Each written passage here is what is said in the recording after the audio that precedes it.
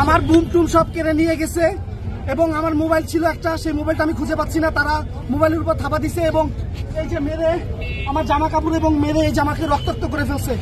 এই হচ্ছে অবস্থা। এবং এই মহাখালী বাস টার্মিনালে এখানে যাত্রীদের হয়রানি করছে এবং যাত্রীদের মারছে। সেই ভিডিও যখন ধারণ করছি আইসা আমার ফোন থাবা দিয়ে নিয়ে গেছে এবং আমি কেন ভিডিও করলাম সে কারণে আমাকে এই যে মেরে রক্তাক্ত করে ফেলছে।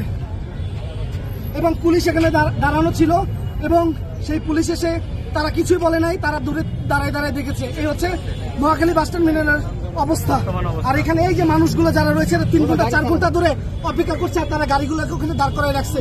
তারা এই মানুষকে ভোগান্তি করছে এবং সেই সাথে তারা বলছে যে অনেকে দাবি করছে যে ভাড়া নাকি দ্বিগুণ নিচ্ছে, এরকমও কিন্তু পরিস্থিতি এখানে দেখা যাচ্ছে।